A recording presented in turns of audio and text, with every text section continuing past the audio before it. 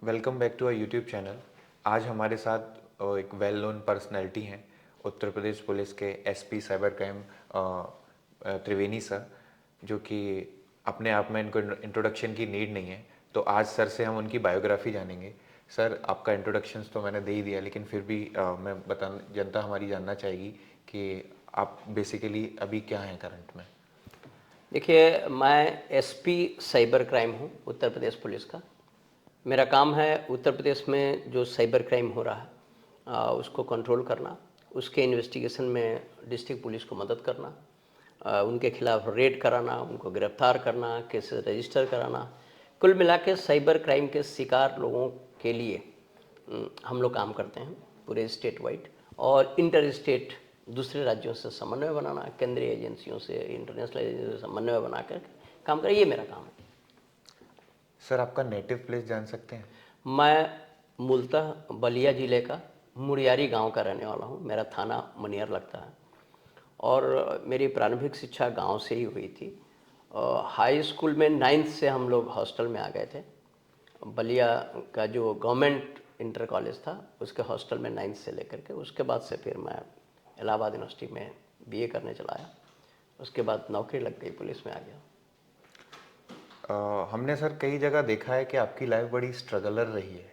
मतलब बचपन से ही आपने संघर्ष से अपना जीवन गुजारा है, तो उसके बारे में थोड़ा सा संक्षेप में जानना चाहेंगे सर। हाँ, ये जब मैं 3.5 साल का था तो मेरे पिताजी नहीं रहे, तो उसके बाद से थोड़ा सा हम लोगों के लाइफ में स्ट्रगल आया। लेकिन एक इत्तेफाक कहिए या करिश्मा कहिए भगवान का कि एक स्कॉलरशिप छात्रवृत्ति की परीक्षा मैंने दी। पढ़ने में शायद मैं तेज़ था, तो एक छात्रवृत्ति की परीक्षा मैंने दी। तो उसी परीक्षा के तहत गवर्नमेंट ने हम लोगों को हॉस्टल में रख दिया। घर से 1 रुपया भी नहीं लगता था, हॉस्टल फ्री। उस ज़माने में 77-78 में 100 रुपया महीना मिलता था, जब हमारे खाने का पूरा खर्चा 78 रुपया 77 रुपया के करीब आता था। और 20 रुपये जो बचते थे उसमें बुक्स वगैरह, हॉस्टल में कमरा वगैरह लगता नहीं। तो वो गवर्नमेंट की एक कितनी अच्छी स्कीम थी गरीब बच्चों के लिए कि और शायद अगर वो नहीं होता तो हम यहाँ नहीं होते। तो ये इस तरह से हम लोगों का स्ट्रगल, क्योंकि फैमिली का उस तरह का सपोर्ट नहीं था। पिताजी के जाने के बाद जो आर्थिक आमदनी होती है वो उस तरह की थी नहीं कि हम लोगों को अच्छे से पढ़ाया जा सके। लेकिन ये स्कॉलरशिप जो गवर्नमेंट की थी वो 12th तक मिली। बीए में भी जाके हमको स्कॉलरशिप मिली, तो उसका काफ़ी फ़ायदा मिला। सर, इसके अलावा कोई आपकी लाइफ में ऐसा कोई मेंटर रहा जिसने आपको बैक से सपोर्ट किया, चाहे वो स्टडीज़ में हो या किसी और पर्पस में लाइफ में? देखिए, हम लोग के जो हमसे जस्ट बड़े भाई हैं, वो डिस्ट्रिक्ट जज से रिटायर हुए हैं। ओके। तो चूँकि वो भी हॉस्टल में रहते थे, तो और वो बहुत ही हाईली मोटिवेटेड व्यक्तित्व हैं। वो इलाहाबाद आए, खुद स्ट्रगल किए, ट्यूशन करके अपना खर्चा किस तरह से वो करते थे। उनसे काफ़ी इंस्पिरेशन मिला। वो हमेशा सपोर्ट करते रहे, बड़े भाई के नाते सपोर्ट करते रहे। और जो हमारे सबसे बड़े भाई हैं, बहुत छोटी सी नौकरी करते थे, लेकिन अभी गांव पे हैं वो पूरी फैमिली को उतनी छोटी सी नौकरी में ही थोड़ा थोड़ा पैसा दे करके सबको सपोर्ट करके आगे ले आए। सबसे बड़ा कंट्रीब्यूशन मैं जो हमारे बड़े भाई हैं कैलाशपति सिंह जी, उनका है। क्योंकि वो पूरी फैमिली को, हमारे पिताजी के जाने के बाद वो भी बहुत छोटे ही थे, तो उन लोगों ने इस तरह से मदद की। हमारी सिस्टर्स थीं, उन सबों ने भी काफ़ी मदद किया, क्योंकि उस समय शादी हो गई थी सिस्टर्स की, तो उन सबों ने भी मदद किया। तो जो अगर इंस्पायरिंग कहेंगे तो पढ़ाई अध्ययन के क्षेत्र में हमारे हमसे जस्ट बड़े वाले भाई। अगर आप सपोर्ट के मामले में कहेंगे तो जो हमारे सबसे बड़े भाई हैं जो गांव पे रहते हैं, उन्होंने फाइनेंशियल सपोर्ट में वो अपने सुख सुविधा को त्याग करके हम लोगों के अध्ययन पे उन लोगों ने काफ़ी फोकस किया। हमारी दीदियाँ, हमारी माँ जो है वो बहुत ही कम 103 साल में भी मरी हैं। वो 2 साल पहले 103 साल में उसको ये जुनून था कि अपने बच्चे को पढ़ाना है। तो हमको नहीं लगता कि हमारी माँ पढ़ाई छोड़ करके कोई और बात करती होगी, चाहे अपने नाती पोता से, चाहे हम लोगों से। हमेशा वो पढ़ाई की बात, और ये कि हमारे नाती को डीएम बनना है तो इनको एसपी बनना है, तो ये यूपीएससी तुम एग्ज़ाम के लिए पढ़ने लगे। जो 5वीं पढ़ी थी, लेकिन उनका ये जुनून था कि पढ़ने से ही सब कुछ होता है। और उसका ये असर रहा हमारी फैमिली में कि हर बच्चा, चाहे उनका नाती पोता हुआ, बेटो, सब पढ़ लिख गए। सर, बड़ों का आशीर्वाद बहुत मान्य रहता है। इसके अलावा सर मैं जानना चाहूँगा आपकी कुछ हॉबीज़ और इंटरेस्ट अगर आप रखते हैं। मेरा जो मेरा जुनून और पैशन है वो पढ़ना है, और जो भी वक्त निकलता है मैं घूमता हूँ। मैं घूमने का बहुत शौकीन हूँ, पूरी दुनिया देश दुनिया देखना चाहता हूँ। तो मैं घूमने का शौकीन और पढ़ने, बस और कोई नहीं। अभी तक की सर कोई बेस्ट प्लेस आपको लगी हो कि यार ये जगह तो मतलब घूमने लायक है सच देखिए, में? दुनिया में हज़ारों जगह हैं और सबकी अपनी अलग अलग खासियत है। जैसे मैं अभी बताऊं, अभी हम लोग गए थे रांची में, तो वहाँ एक पतरातू जगह है, अभी 10 दिन पहले की बात है। तो जब मैं पतरातू गया तो वहाँ वो डैम बना हुआ है और बड़ा सा उसमें स्पीड बोट वगैरह और बड़ा सा झील, लेक, चारों तरफ से माउंटेन और ये। तो हमने कहा यार देखो दुनिया की इतनी खूबसूरत जगह यहाँ पे है। तो आपके नज़रिए पे डिपेंड करता है कि आप किस चीज़ को अच्छा कहते हैं, किस चीज़ को ख़राब कहते हैं। लेकिन हर चीज़ की हिल्स मुझे ज़्यादा पसंद है, हिल्स पे और बीच पे, समंदर का किनारा और पहाड़, वादियाँ। ये हमको दो। सर आपके मैं ड्रीम्स पूछना चाहूँगा, कुछ फ्यूचरिस्टिक ड्रीम है? अभी तो आप वर्किंग यूपी पुलिस में, इसके बाद भी कुछ प्लान्स हैं क्या आफ्टर द रिटायरमेंट? और मे बी अभी भी कुछ ऐसे ड्रीम्स हैं जो आप पूरे करना चाहते हो यूपी पुलिस में रहने के बावजूद भी? बहुत अच्छा, देखिए आप ही के मुंह से सब निकला है कि फ्यूचरिस्टिक। तो हमारा बेटा है, बहुत ही ब्रिलियंट हमारा बेटा है। वो चूँकि बचपन से हमारे साथ है, तो वो भी टेक्नोलॉजी, क्राइम और साइबर फोरेंसिक और वही इसी तरह के डोमेन में वो भी सोचता है। उसने लॉ कंप्लीट किया, साइबर फोरेंसिक पे उसने कोर्स भी किया। तो ये और इनके साथ के 2-4 लड़के मिल करके फ्यूचर क्राइम रिसर्च फाउंडेशन इन लोगों ने शुरू किया है। उसका एक तरह का मेंटर मुझको कहिए कि मैं मेंटरिंग करता हूँ, लेकिन मेरा ये ड्रीम है कि मैं after retirement future crime research foundation को लेके आगे चलूँ, क्योंकि फ्यूचर क्राइम में रिसर्च सबसे बड़ी ज़रूरत है। दुनिया की सारी एजेंसी क्या काम करती हैं, वो किसी न किसी एक्सपर्ट को हायर करती हैं कि ये समझा दीजिए। वो क्राइम पे रिसर्च करने वाली संस्थाएं नहीं हैं। राइट। तो हम लोग और क्राइम बहुत ही कॉम्प्लेक्स है, उसमें लॉ भी है, उसमें टेक्नोलॉजी भी है, उसमें फॉरेंसिक भी है, उसमें टूल्स भी है, टेक्निक्स भी है, कॉमन सेंस भी है। ये सब बहुत ही कॉम्प्लेक्स चीज़ है क्राइम। तो जब तक आप क्राइम को एक रिसर्च के एंगल से नहीं लेके आगे बढ़ेंगे, आज के ज़माने में जो क्राइम हो रहा है उसको आप टैकल नहीं कर पाएंगे। तो हमारा ये विज़न है कि आफ्टर रिटायरमेंट मैं फ्यूचर क्राइम पे ही शोध करूँगा, शोध करवाऊँगा बच्चों से, लॉ इन्फोर्समेंट एजेंसी की गैप एनालिसिस करूँगा कि कहाँ उनमें कमी है, उसको पूरा करवाएंगे।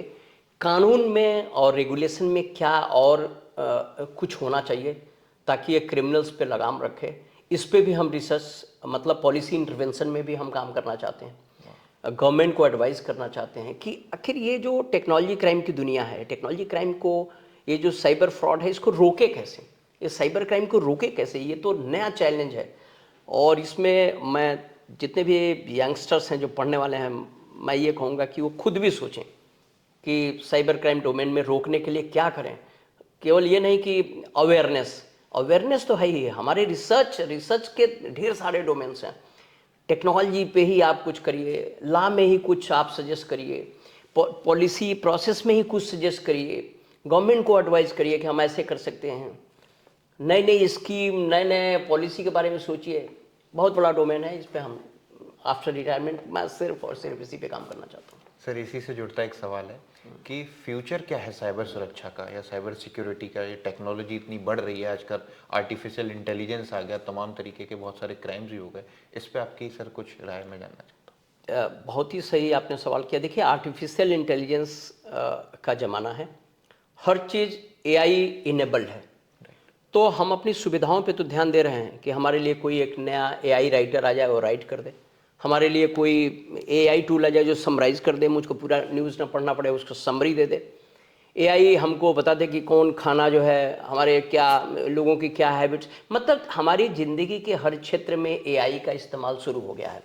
एआई ये बता दे कि हमारी बीमारी कौन सी है, एआई हमको ये बता दे कि क्या मैं किस डोमेन में जाऊंगा तो अच्छा रहूँगा। क्योंकि एआई क्या करता है, एआई ढेर सारी चीज़ों पे एनालिसिस करके आपको एक फाइंडिंग रख देता है।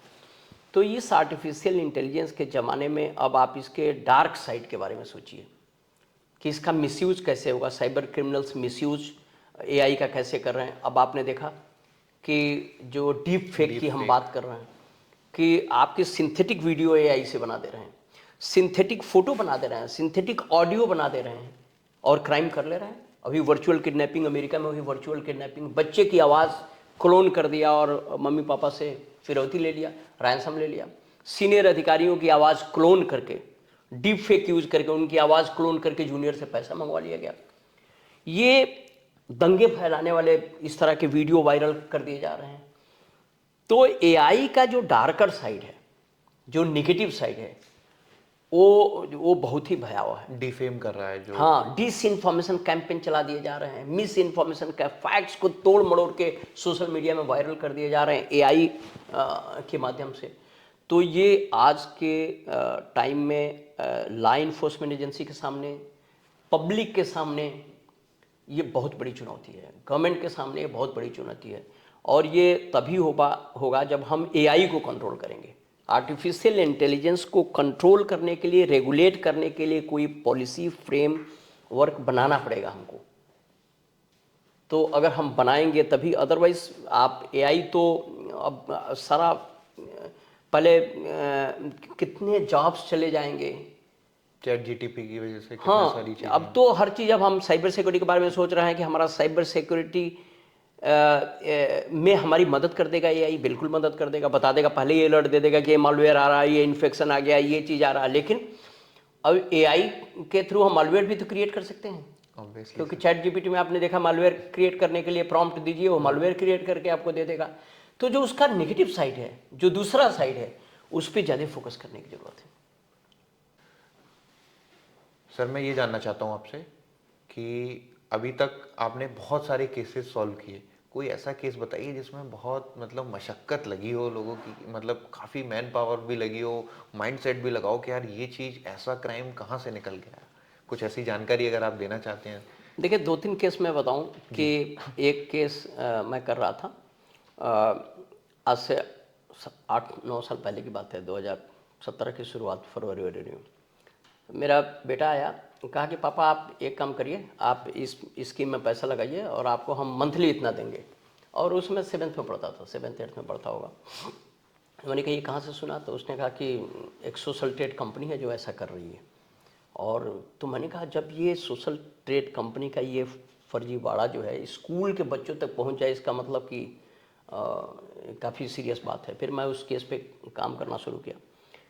तो आपने देखा होगा, वो नोएडा में ही मैंने केस क्रैक किया था। उसमें 3700 करोड़ रुपया एक 24-25 साल के लड़के ने एक फर्जी फेसबुक टाइप का प्लेटफॉर्म बना दिया था और कहा कि आप इस विज्ञापन पर क्लिक कीजिए और पैसा लीजिए, 5-7 हज़ार रुपये दीजिए, 2,500 रुपया महीना मिलेगा, 52,000 रुपये दीजिए, 12,000 रुपया महीना। इस तरह की स्कीम उसने, पॉन्जी स्कीम जिसको हम लोग बोलते हैं, उसने शुरू कर दिया था और खुद ही अपना प्लेटफॉर्म बना करके कर रहा था। और बड़े बड़े चार्टर्ड अकाउंटेंट, बड़े पढ़े लिखे लोग उसके शिकार हो रहे थे। तो जब मैंने उसको अरेस्ट किया, उस पर 234 से ज़्यादा मुकदमे हम लोगों ने कायम करवाए। 234 अभी भी जेल में है वो। 3700 करोड़ रुपया। और जब पूरी मैंने एनालिसिस की तो 9 लाख लोग, वो विदेशों से भी लोगों ने उसमें पैसे जमा किया था। एक तो ये। दूसरा, अभी हम लोगों ने हाल ही में एक बहुत इंटरेस्टिंग केस था जिसमें 146 करोड़ बदमाश अपने अकाउंट में बैंक से ट्रांसफ़र कर लिए। 146 करोड़ रुपया बैंक में अपने अकाउंट में ट्रांसफ़र कर लिए। ये हमारे लिए चुनौती था। हम पहुँचे और अल्टीमेटली उस केस को हम लोगों ने क्रैक करके 146 करोड़ रुपया उनके अकाउंट में हम लोगों ने बैंक के अकाउंट में डलवाया। तो और वो काफ़ी चैलेंज था, तकनीकी रूप से बहुत ही कठिन और दुरूह केस था, लेकिन हमने उसको सॉल्व किया। तो ये इस तरह के, और सबसे ज़्यादा सेटिस्फेक्शन तब मिलता है जब कोई बच्ची जो है परेशान है और वो आई कि साहब ये थ्रेट दे रहा है और ये बदमाश है, हम इसका क्या करें। तो ऐसे केस में हम लोग अगर क्रिमिनल्स को पकड़ते हैं तो सेटिस्फेक्शन है, चलो मैंने इसको रिलीफ दिया। तो जॉब सेटिस्फेक्शन पूरा भरपूर आनंद लेते हैं हम लोग, काम करते हैं और मज़ा आता है। सर लास्ट में मैसेज व्यूअर्स के लिए, चूँकि आप उत्तर प्रदेश में अभी सर्विंग हैं, तो कुछ ऐसा मैसेज हम कि आप साइबर सुरक्षा से भी जुड़े हुए हैं, तो कोई ऐसा संदेश जिससे लोग अवेयर रह सकें, बच सकें, उनके साथ कुछ क्राइम हो रहा है तो उसके बारे में। देखिए, मैं 2-3 चीज़ें संक्षेप में बताऊंगा। सारे लोग बता रहे हैं कि आप OTP शेयर ना करें, और अगर आपका सिम ब्लॉक हो जाए तो आप इमीडिएटली अलर्ट मोड में आ जाएं कि सिम ब्लॉक कैसे हो गया, कहीं ऐसा तो नहीं कि मेरी सिम की स्वैपिंग हो गई, हमारा सिम किसी दूसरे के हाथ में चला गया। क्योंकि आपका सिम अगर दूसरे के हाथ में चला जाएगा तो आपका पूरा बैंक अकाउंट चला गया, आपका सारी सोशल मीडिया अकाउंट्स चली गई और वो कुछ भी कर सकता है। तो एक तो OTP को बचाना है, दूसरा अपना सिम कार्ड बचाना है, तीसरा अपना मैसेज जरूर पढ़ते रहें, बैंक अकाउंट की SMS देखते रहें, कहीं ऐसा तो नहीं कि पैसा जा रहा, और पैसा जा रहा है तो 1930 तुरंत कॉल करें, और बैंक के कॉल सेंटर के नंबर बैंक के ही वेबसाइट से निकाल के रखें। ये नहीं कि गूगल में जाइए और बैंक के कॉल सेंटर का नंबर सर्च कीजिए, नहीं, बैंक की वेबसाइट से जाइए, हेल्पलाइन नंबर लीजिए, उस पर कॉल करके ब्लॉक कराइए। एक तो ये चीज़ है। दूसरा, सोशल मीडिया पे मैं ये बताना चाहता हूँ कि अजनबी से दोस्ती मत करिए। अगर आप नहीं जानते हैं फेसबुक में, वो प्रोफाइल को देख के फ़ोटो पे मत जाइए, अननोन नाम पे जाइए, फ़ोन करिए, तुम्हारा ये फ़ोटो है, तुम्हारा नाम है, तुम्हारा ही बायो है, तब दोस्ती करें। किसी भी अजनबी से मत दोस्ती करिए। हज़ारों लोग शिकार हो चुके हैं अजनबी से दोस्ती करने के नाम पे, उनका पैसा गया है, उनके साथ तरह तरह के अपराध हुए हैं। तो एक तो अजनबी से दोस्ती नहीं करना। एक और जो लेटेस्ट चल रहा है कि सेक्सटॉर्शन, जिसमें आपको वीडियो कॉल आएगा अजनबी का, और जैसे आप वीडियो कॉल रिसीव करेंगे उसमें लड़कियां दूसरे एंड पे नेकेड कम्प्लीटली रहेंगी, और उसको वीडियो बना लेते हैं, और वीडियो बनाने के बाद आपको थ्रेट देते हैं। तो एक तो अजनबी से दोस्ती नहीं करना, किसी भी अजनबी का वीडियो कॉल नहीं उठाना, तीसरा OTP शेयर नहीं करना, अपने मोबाइल फ़ोन के बचा के किसी को एक्सेस देना नहीं। मोबाइल नंबर ब्लॉक हो जाए तुरंत अपने टेलीकॉम ऑपरेटर से बात करिए कि कैसे ब्लॉक हो गया, कहीं ये सिम किसी और के हाथ में तो नहीं चला गया। इस तरह से अगर आप करेंगे तो आप बचे रहेंगे। किसी भी झांसे में ना आना।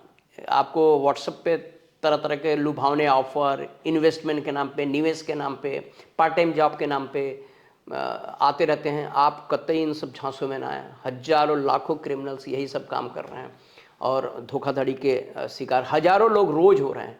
इसलिए आप बहुत सतर्क होकर रहें आज के टाइम में, और जो चीज़ मैंने अभी बताया है इस चीज़ को फॉलो करें, आप बचे रहेंगे। धन्यवाद।